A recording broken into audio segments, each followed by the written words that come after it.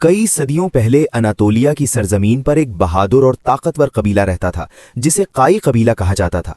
इस कबीले के सरदार सुलेमान शाह थे। वो निहायत बहादुर, समझदार और अपने लोगों से मोहब्बत करने वाले रहनुमा थे। उनके बेटे अर्तगरुल गाजी बचपन ही से गैर मामूली सलाहियतों के मालिक थे। अर्तगरुल को घुड़सवारी, तीरंदाजी और तलवारबाजी का बहुत शौक था।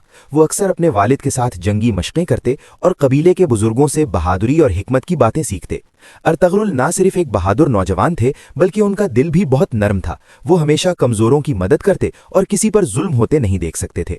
एक दिन अर्तगरुल अपने चंद वफादार साथियों के साथ जंगल में शिकार के लिए गए। अचानक उन्होंने दूर से शोर सुना। जब वो करीब पहुंचे तो देखा कि चंद जालिम सिपाही एक कमजोर काफिले पर हमला कर रहे हैं। उन सिपाहियों ने औरतों और बच्चों को डरा रखा था और उनका सामान छीन रहे थे।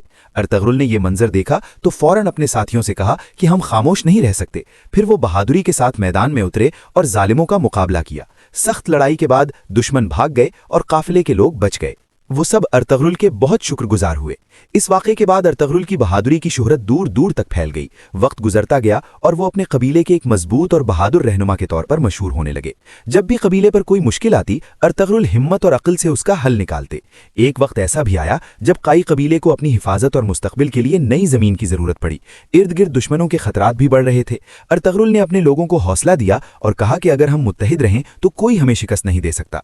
फिर अर्तगरुल ने अपने बहादुर साथियों के साथ कई जंगें लड़ी। उन्होंने न सिर्फ दुश्मनों का मुकाबला किया बल्कि मजलूम लोगों की मदद भी की। उनकी बहादुरी और इंसाफ पसंदी की वजह से बहुत से लोग उनके दोस्त और हिमायती बन गए। अर्तगरुल हमेशा अपने लोगों को सच्चाई, ईमानदारी और इत्तेहाद का दर्स देते थे। वो कहते थे कि एक मजबूत कौम वो होती है जो एक दूसरे का साथ दे और मुश्किल वक्त में हिम्मत न हारे। वक्त के साथ काई कबीला मजबूत होता गया और उन्हें एक महफूज और जरखेज जमीन मिल गई जहां वो सुकून से रहने लगे। अर्तगरुल ने इस जमीन को अमन और इंसाफ का मरकज बना दिया। अर्तगरुल गाजी ना सिर्फ एक अजीम जंगजू थे बल्कि एक बेहतरीन रहनुमा भी थे। उनकी बहादुरी और हिकमत ने आने वाली नस्लों के लिए एक रोशन रास्ता बनाया। बाद में उनके बेटे उस्मान गाजी ने इसी बुनियाद पर एक अजीम सल्तनत की बुनियाद रखी जिसे उस्मानी सल्तनत कहा जाता है।